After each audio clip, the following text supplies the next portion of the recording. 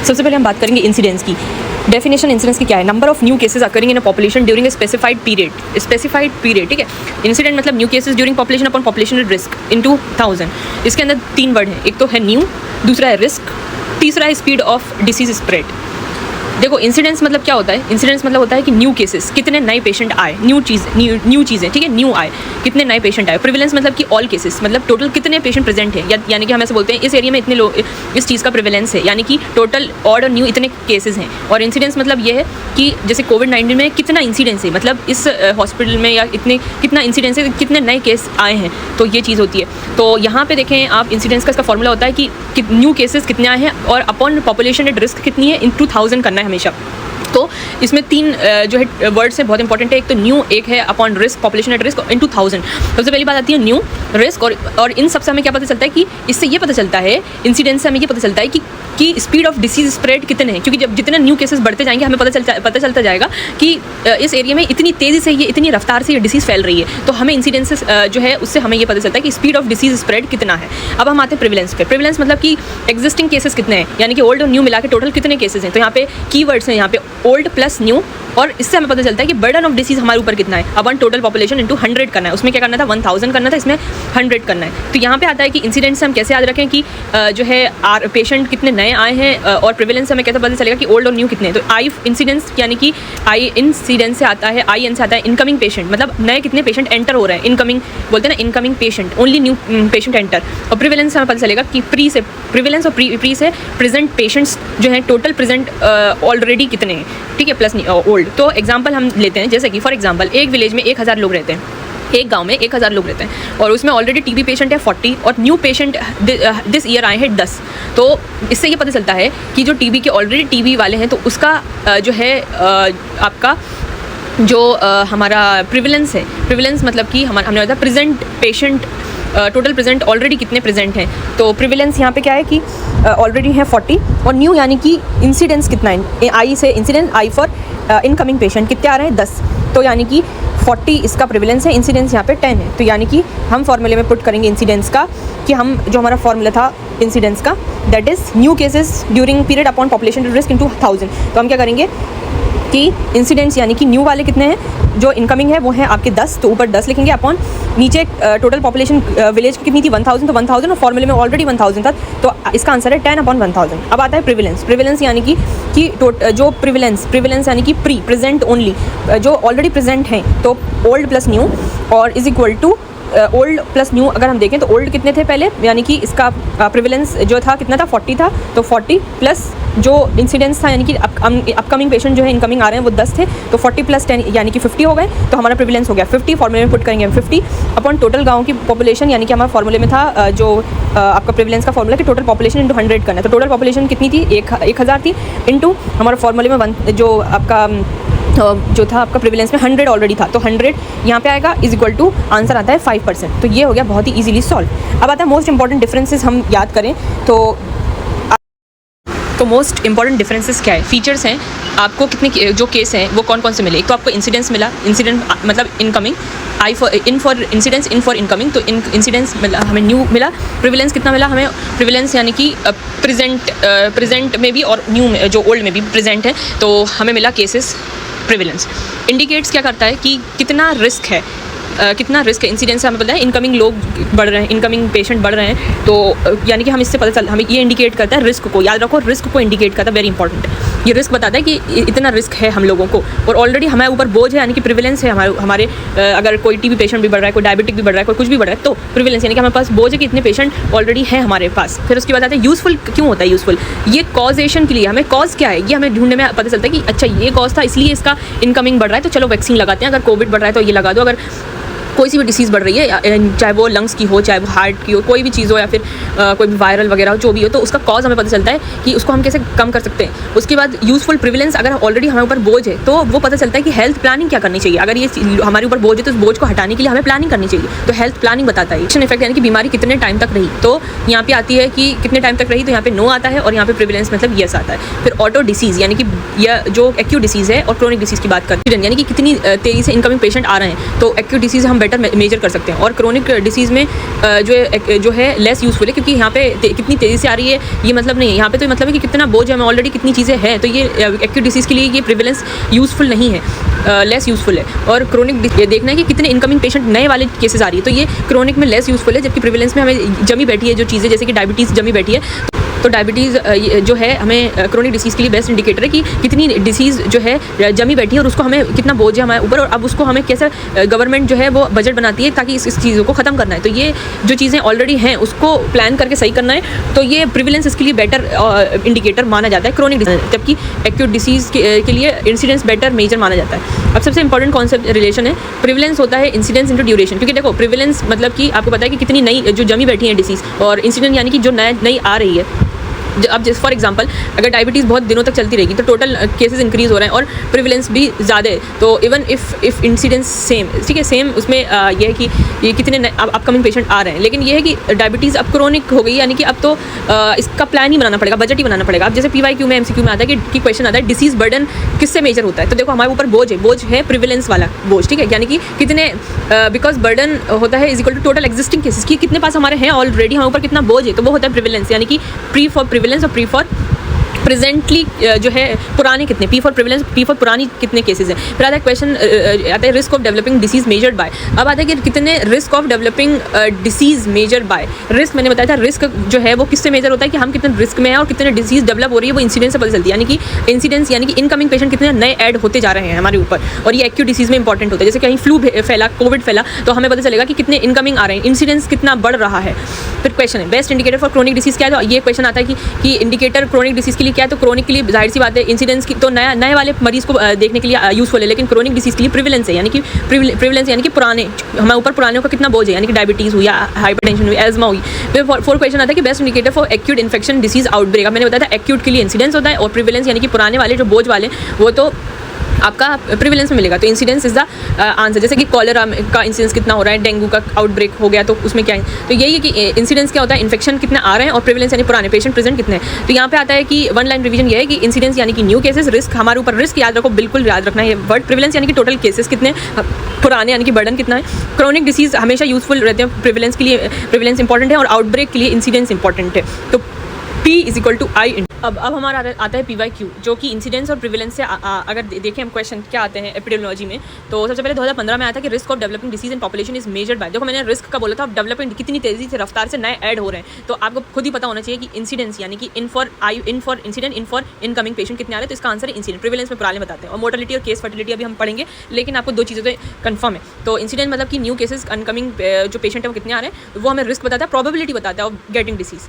तो प्रिविलेंस यानी कि पूरे के पूरे ओल्ड और न्यू, मतलब हमारे ऊपर कितना बोझ है, पुराने कितने, और मोर्टलिटी यानी कि major death in population, major death कितनी हो रही है पॉपुलेशन, वो हमारा नहीं, हमें तो कितने नए आ रहे हैं पुराने आ रहे हैं वो। केस फर्टिलिटी मतलब कि कितनी सीवियरिटी है डिसीज़ की, वो भी इसका पढ़ेंगे हम। फिर आता है दूसरा क्वेश्चन 2016 में जो PYQ था, burden of chronic diseases measured by, कि बर्डन मैंने कहा था बोझ हमारे ऊपर क्रोनिक डिसीज़ का किससे बेहतर ऑप्शन क्या होता है हमारे पुराने वाला, प्रिविलेंस वाला, तो सी करेक्ट ऑप्शन है। और इंसिडेंट में न्यू आते हैं, और अटैक रेट और सर्वाइवल रेट का भी अगर देखें तो अटैक रेट मतलब कि कितना यूज, ये हमेशा अटैक रेट अटैक करा किसने, हमारे डिसीज़ ने अटैक करा, आउटब्रेक्स में एपिडेमिक्स में देखते हैं, और सोशल टाइप ऑफ इंसिडेंस ही है ये, स्पेशल टाइप ऑफ इंसिडेंस है, सॉरी, तो स्पेशल टाइप ऑफ इंसिडेंस है, लेकिन अटैक रेट है ना, क्योंकि इनकमिंग पेशेंट ऐड हो रहे हैं, तो कितने ने अटैक करा, जैसे फूड पॉइजनिंग आउटब्रेक हो गया तो अटैक रेट है। दूसरी बात आता है प्रिविलेंस। प्रिविलेंस में आता है आपका कि आप पुराने मरीज कितने आए, जैसे हाइपरटेंशन ऑलरेडी हमारे पास बोझ है जो, वो प्रिविलेंस में आता है। और सर्वाइवल रेट मतलब कितने पेशेंट परसेंटेज जो है वो डिसीज से सर्वाइव उठे, percentage of patient surviving disease, common in cancer studies. फिर आपका 2017 में PYQ आया था कि which major is affected by duration of disease. मतलब ड्यूरेशन मैंने कहा था कि इंसिडेंट प्रिविलेंस में अगर देखें तो इंसिडेंस में एक्यूट वाले होते हैं, प्रिविलेंस मतलब पुराने यानी कि क्रोनिक वाले होते हैं, तो इसमें अगर दोनों चीज़ें होंगी तो सही होगा। तो इसमें है इंसिडेंट प्रिविलेंस भी है, अटैक रेट भी है, सेकेंडरी अटैक रेट भी है। तो करेक्ट आंसर बोला है कि आपका प्रिविलेंस इसका सही ऑप्शन है। क्यों? क्योंकि इंसिडेंस मतलब होता है not affected by disease duration, ये डिसीज़ के ड्यूरेशन पे अफेक्ट नहीं करते हैं, ओनली काउंट न्यू केसेस, क्योंकि ये सिर्फ न्यू केसेस के ऊपर ही जो है अफेक्ट करते हैं। और प्रिविलेंस यानी कि डिपेंड ऑन ड्यूरेशन की, इंपॉर्टेंट है इसमें रिलेशन I/D, यानी कि इंसिडेंट इनकमिंग कितने हैं plus duration into if duration is increases prevalence भी बढ़ता है, अगर ड्यूरेशन बढ़ता है तो प्रिविलेंस भी बढ़ता है। तो ड्यूरेशन की जो है प्रिविलेंस पुराने मरीज जो है उनका ड्यूरेशन के ऊपर जो है रिलेशन है, इफेक्ट है। अटैक रेट क्या करता है कि major rapid spread in epidemic, यानी कि कितना अटैक हो रहा है डिसीज़ का, तो वो आता है। सेकेंडरी अटैक रेट मतलब कि जैसे कॉन्टैक्ट फैमिली जो सेकेंडरी फैलती हैं चीज़ें। अब 2018 का PYQ है, in epidemic outbreak best indicator is, अगर आउटब्रेक हो गया कहीं, एपिडेमिक हो गया, तो सबसे बेहतर इंडिकेटर क्या है? PQLA, DALY है या इंसिडेंस या प्रिवेलेंस। मैंने कहा था कि जब भी आउटब्रेक, एपिडेमिक और हमें जो नई चीज़ें ऐड हो रही हैं तो वो इंसिडेंस के लिए होती है, ठीक है, बाकी इन सब के लिए नहीं होती। जैसे कॉलेरा फैल रहा है, डेंगू, कोविड आउटब्रेक। DALI होता है disability adjusted life year major disease burden. तो ये PQLI फिजिकल, बस एक physical quality of life incident old social indicator है, include literacy, infant mortality, life expectancy. 2019 का क्वेश्चन है which disease most best studied using prevalence, तो इसका answer cholera, dengue, diabetes, food poisoning, इसका correct answer diabetes mellitus which disease prevalence study using prevalence. तो prevalence मैंने पुरानी disease तो आता है डायबिटीज़ का आता है। फिर दूसरा आता है आपका 2020 PYQ है, prevalence depends upon duration of disease, population size, sex ratio, birth rate. तो इसका आता है कि प्रिविलेंस किसके ऊपर डिपेंड करता है? ड्यूरेशन के ऊपर डिपेंड करता है। फिर आता है आपका 21 का question, all existent cases at a point of time are called, जितने भी एग्जिस्टेंट केसेज यानी कि पुराने केसेज तो वो प्रिविलेंस ऑप्शन सही है। उसके बाद हमारा PYQ आता है 2022 का, newly diagnosed cases during specified period, यानी कि अगर न्यूली डायग्नोस हो रहे हैं केस स्पेसिफिक पीरियड के लिए तो वो इंसिडेंस मतलब in for incident, in for incoming. फिर उसके बाद आता है 2023 का क्वेश्चन आता है विच इंक्रीजेज व्हेन सर्वाइवल इंप्रूव, तो इसमें आता है कि विच इंक्रीजेज व्हेन सर्वाइवल इम्प्रूव्स, तो इसका आंसर आता है प्रिविलेंस इंक्रीज, इसका आंसर है प्रिविलेंस इंक्रीजेज। फिर उसके बाद आता है इसके अंदर 2024 का क्वेश्चन था PYQ का, major useful for aetiological study, तो एटियोलॉजिकल स्टडी के लिए क्या यूजफुल होता है? तो वो होता है हमारी आपका इंसिडेंट। क्यों? Track new disease occurrence, useful in causation study, क्योंकि न्यू डिसीज को अकरेंस देख रहे हैं और क्या कॉज क्या है तो वो भी देख रहे हैं, जबकि इन सब के में नहीं देख रहे, प्रिविलेंस नहीं देख रहे, can not establish cause effect well, crude death rate भी नहीं देखता, केस फर्टिलिटी। अब 2025 का क्वेश्चन आखिरी, which is more useful in health service planning, तो इंसिडेंट अटैक रेट तो यहाँ पर है which is more useful in health service programme planning. अब प्लानिंग मतलब किसके लिए करता है? क्रोनिक डिसीज के लिए, यानी कि पुराने, यानी कि प्रिविलेंस के लिए। अब जैसे आपका डायबिटीज़ है, एजमा है, तो इसका आंसर है प्रिविलेंस। ओके, आज हम पढ़ेंगे जो है टाइप्स ऑफ शॉक के बारे में सर्जरी के अंदर। तो सबसे पहली बात आती है कि एक तो होता है hypovolaemic shock, cardiogenic shock, septic shock, neurogenic shock और एनाफाइलेक्टिक शॉक। तो यहाँ पर आता है कि जो हाइपोवॉल्यूमिक शॉक होता है, हाइपोवॉल्यूमिक शॉक और कार्डियोजेनिक शॉक ये दोनों कोल्ड होते हैं, कोल्ड स्किन हो जाती है इसके अंदर, कोल्ड और क्लेमी हाइपोवॉल्यूमिक में और कार्डियोजेनिक में, जबकि सेप्टिक, न्यूरो और एनाफाइलेक्टिक ये तीन जो रहते हैं इसके अंदर वार्म होते हैं इनिशियली। तो ये सब में वार्म होते हैं, न्यूरोजेनिक में, एनाफाइलेक्टिक में और सेप्टिक के अंदर, यानी कि आपको इन्फेक्शन हो गया तो भी न्यूरोजेनिक, यानी कि स्पाइन में अगर कुछ हो गया तो भी, एनाफाइलेक्टिक शॉक अगर आपको एलर्जी रिएक्शन हो गया तो भी आप वार्म रहेंगे, ठीक है। बाकी कार्डियोजेनिक और हाइपोवॉल्यूमिक में कोल्ड रहेंगे। पल्स की बात करें तो आपको याद करना है तो वो भी ट्रिक बताएंगे, लेकिन पल्स याद रख लो कि हाइपोवॉल्यूमिक में रैपिड होती है, हाइपोवॉल्यूमिक में रैपिड हो रही है, कार्डियोजेनिक में वीक हो रही है और सेप्टिक में बाउंडिंग हो रही है, न्यूरोजेनिक में ब्रेडिकार्डिया हो रहा है, एनाफाइलेक्टिक में रैपिड हो रही है। और फिर आते हैं इसके फीचर्स। तो फीचर्स ये हैं कि इसमें जो आपका फर्स्ट इज हाइपोवॉल्यूमिक में ब्लड और फ्लूइड का लॉस हो रहा है, जाहिर सी बात है। एक में क्या है, ब्लड और फ्लूइड बह गया, ठीक है, बह गया।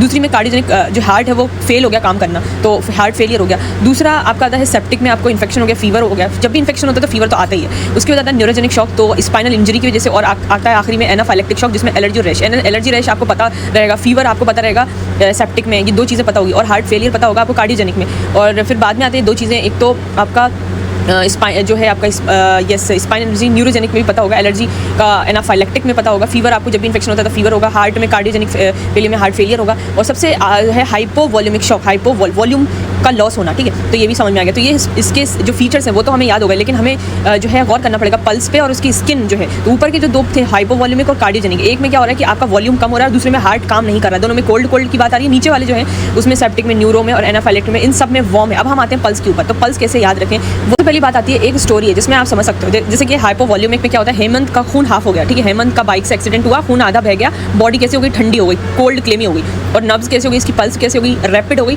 और वीक हो गई, क्योंकि अब आपका हार्ट चाहता है कि जल्दी खून पहुंचे। अब खून तो है नहीं, वॉल्यूम तो है नहीं, तो क्या कर रहा है, जितना बचा हुआ है उसको भी पंप कर दे, तो पंप तेज़ पर कमज़ोर, क्योंकि ठंडी और खाली चीज़, ठीक है, जा रही है हर चीज़ खाली है ना, तो जल्दी हम जितना वॉल्यूम है उसको हम जल्दी पूरे ऑर्गन्स में पहुँचा देते हैं। तो क्या होता है, रैपिड बहुत तेज़ रैपिड है और वीक भी है, ठीक है। अब हाफ खून हेमंत का बह गया, ठीक है। याद रखना है कि हेमंत hypo, cold, rapid weak, blood fluid loss. अब आते हैं कार्डियोजेनिक पे। कार्डियोजेनिक से याद रखो, चाचा का दिल वीक हो गया, चाचा का को हार्ट अटैक, बॉडी ठंडी हो गई, कोल्ड क्लेमी हो गई, नर्व्स कैसे हो गई, वीक हो गई और बैटरी डाउन हो गई, तो चाचा का कार्डिक फेल। याद रखो, चाचा कार्डियो कोल्ड, वीक, चाचा वीक है तो वीक और हार्ट फेल, तो इसमें कैसा होगा, वीक, उसकी जो नर्व्स है वो वीक होगी, याद रखो इस चीज़ से। तो दोनों कोल्ड हैं, हेमंत भी कोल्ड है, चाचा भी हाई क्राइसिस में है। अब आते हैं सेप्टिक। सेप्टिक सरफराज को फीवर आया और बड़ा पल्स था, सरफराज को सेप्सिस हुआ, बॉडी वार्म हुई, इन्फेक्शन की अलग।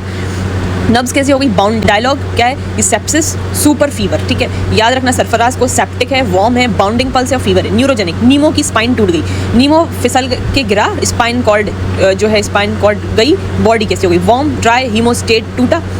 नब्स कैसी हुई? ब्रेडिकार्डिया हो गई। इंजन स्लो, वायर कट गया, ठीक है, वायर कट गया, इंजन स्लो। डायलॉग नीमो नो सिग्नल न्यूरोजेनिक, ठीक है, नीमो से याद रखो नो सिग्नल न्यूरोजेनिक, तो स्लो जा रही है हर चीज़, वायर कट गया, इंजन स्लो, ब्रेडिकार्डिया। याद रखो सब में फास्ट चल रही थी आपकी बाउंडिंग, किसी में बाउंडिंग चल रही थी ऊपर की, और इसमें जो कार्डियोजेनिक था चाचा की तो वीक चल रही थी और ऊपर वीक रैपिड वीक चल रही थी, लेकिन जो न्यूरोजेनिक है उसके अंदर ब्रेडिकार्डिया हो गया, ठीक है, इंजन स्लो। तो नीमो, न्यूरो, वार्म, ड्राई, ब्रेडिकार्डिया और स्पाइनल इंजरी। अब आता है एनाफाइलेक्टिक में। एना को एलर्जी से रैश, एना ने क्या करा? पीनट खा लिया, एलर्जी से लाल हो गई। बॉडी कैसी हो गई? वार्म हो गई, हिस्टामिन ब्लास्ट हो गया। नब्स कैसे हो गई? रैपिड, डर प्लस रिएक्शन। डायलॉग है एना को एलर्जी अटैक, एना is equal to warm is equal to rapid allergy rash, तीनों वार्म, SNA।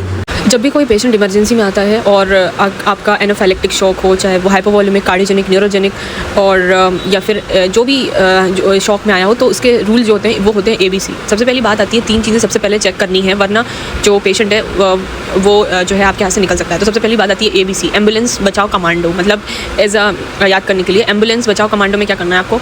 सबसे पहले आता है कि समझ लो एक कोई भी पेशेंट है तो वो बेहोश पड़ा है और तुम डॉक्टर हो, तो 3 मिनट हैं आपके पास, और उसका सबसे पहले यानी कि एयरवे आपको अंदर का रास्ता साफ़ करना है। अगर वो बेहोश है और उसकी ज़ुबान पीछे गिर गई है तो आपको सबसे पहले उसका रास्ता सही करना है, रास्ता बंद है उसको सही करना है। और फिर क्या करना है? हेड को टिल्ट करना है, सर और चिन को लिफ्ट करना है, यानी कि सर पीछे करना है और जो उसकी जो चिन है और उसको ऊपर करना है, ठीक है। फिर जो थ्रस्ट, यानी कि अगर जैसे कि नीमो जैसा जो केस था जिसमें स्पाइनल इंजरी हुई थी, तो उसमें गर्दन बिल्कुल नहीं हिलाना। सक्शन की बात करें तो उल्टी, खून मुंह में है तो साफ़ करना है। याद रखना है A फॉर अंदर का पाइप खोलो, अगर एयरवे नहीं खुला तो B और C का कोई फ़ायदा नहीं, गेम ओवर हो जाएगा। तो इसलिए फिर आते हैं B पे, ब्रीथिंग, यानी कि बलून में हवा भर, यानी कि एयरवे खुल गया है पर हेमंत सांस नहीं ले पा रहा, चेस्ट नहीं उठ रही, तो क्या करना है? Look, listen and feel. 10 second में देखो सांस चल रही है या नहीं। ऑक्सीजन लगाओ 15 लीटर मास्क से। सब शॉक में O2 चाहिए, और बैग मास्क जो है तो सांस नहीं हो तो अम्बू बैग से देना है। याद रखो B फॉर भाप दो, ऑक्सीजन लाइफ। शॉक में टिश्यू भूखे हैं, ऑक्सीजन के नहीं दिया तो ऑर्गन फेल हो जाएगा। फिर उसके बाद अगर ये फुलफिल हो जाता है तो आते हैं सर्कुलेशन पे, यानी कि खून चलाओ सर्किट में। सांस आ रही है पर हेमंत का BP 60 पल्स नहीं आ रही है, तो क्या करेंगे आप? 3 स्टेप फार्मूला, 3I लगाएंगे, यानी कि IV लाइन, 2 बड़े मोटे कैनुला लगाते हैं ग्रीन ग्रे वाला, और 2 बड़े पाइप लगाओ, एक से फ्लूइड एक से दवा। तो IV फ्लूइड दिया आपने, और सब शॉक में पहले फ्लूइड ही देते हैं। हेमंत हाइपोवॉल्यूमिक है तो फ्लूइड से ठीक हो गया, चाचा कार्डियोजेनिक है तो फ्लूइड कम देना है वरना डूब जाएगा। SNA वार्म वाले जो थे आपका जो न्यूरोजेनिक, एनाफाइलेक्टिक और सेप्टिक, इन सब में फ्लूइड प्लस एंटीबायोटिक को वैसोप्रेसर देते हैं। और इन्वेस्टिगेशन प्लस आइनोट्रॉप, यानी कि इन्वेस्टिगेशन ब्लड भेजो, CBC, LFT या KFT इलेक्टेड दो। आइनोट्रॉप यानी कि BP नहीं उठा तो नॉर एड्रेनलिन चालू करना है, नेसो को टैंक कर। फिर उसके बाद याद रखो C फॉर चलाओ खून, IV plus fluid plus drug. तो पूरा ABC एक लाइन में ये है कि अंदर रास्ता खोलना है, भाप देना है, ऑक्सीजन चलाओ खून यानी कि 2 पाइप से, और फिर एयरवे तो ABC एयरवे खोलो, B फॉर ब्रीथिंग दो, O2 और C for circulation, 2 IV plus fluid plus drug. तो ये ही है यहाँ पर। और दूसरे पॉइंट ये भी हो सकते हैं कि आप डिसेबिलिटी, दिमाग चेक करो, GCS उसका Glasgow coma scale, sugar check करो, शॉक में शुगर गिर सकती है, GCS जो है ग्लासगो कॉमा स्केल कम हो सकता है। तो एक्सपोजर हर चीज़ को आपको एक्सपोज करना है कि कहीं कोई पॉइंट तो नहीं छूटा, कहीं ब्लीडिंग नहीं हो रही जो हमें समझ में नहीं आ रही, तो हर चीज़ को चेक करना है, हेमंत की ब्लीडिंग को चेक करना है। तो ABCDE अंदर भाप चलाओ, दिमाग एक्सपोज करो। फिर शॉक में सबसे पहले ABC फॉलो करते हैं, A में एयरवे पेशेंट करते हैं हेड टिल्ट या जो थ्रस्ट से, B में ऑक्सीजन देते हैं और ब्रीथिंग असिस्ट करते हैं, C में 2 लार्ज बोर IV लगाते हैं 20 ml पर kg, फ्लूइड बोले देते हैं, BP का ना उठे तो फिर नॉर एड्रेनलिन स्टार्ट करते हैं। हर शॉक में फ्लूइड देते हैं एक्सेप्ट कार्डियोजेनिक में कॉशियसली रहते हैं। तो अब कोई शॉक का पेशेंट आए तो ABC से शुरू करना है और स्पेसिफिक शॉक का ट्रीटमेंट चाहिए। सारे केस में हमने देखा था टेकीकार्डिया कॉमन था, सिर्फ ब्रेडिकार्डिया कार्डियोजेनिक में था।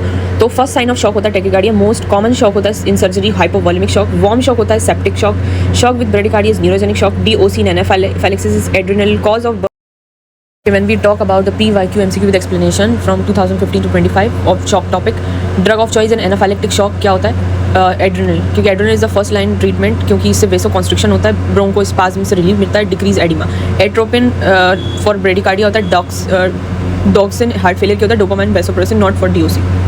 2016 warm shock is seen in, warm shock इसमें देखते हैं हाइपोवॉल्यूमिक में ब्लड लॉस हो रहा था, उसमें भी कोल्ड क्लेमी स्किन है, कार्डियोजेनिक में भी कोल्ड स्किन हो रही थी। तो हाइपोवॉल्यूमिक में और कोल्ड और कार्डियो ये 2 में कोल्ड होती है। फिर आता है आपका न्यूरोजेनिक, तो वार्म तो होती है ड्राई, बट क्लासिकली ये ब्रेडिकार्डिया एसोसिएटेड है, तो इसलिए ये ऑप्शन भी हट जाता है। तो सेप्टिक शॉक की बात करें तो प्योरली वार्म बेस्ट ऑप्शन यही है, तो बेस्ट ऑप्शन यही है इसका कार्डियोजेनिक का। फिर आता है 2017 का अर्लीस्ट साइन ऑफ शॉक क्या होता है, हाइपरटेंशन, टेकिकार्डिया, साइनोसिस, ओलिगूरिया। तो इसका आंसर है टेकिकार्डिया। सबसे पहला अर्लीस्ट साइन शॉक के अंदर टेकिकार्डिया।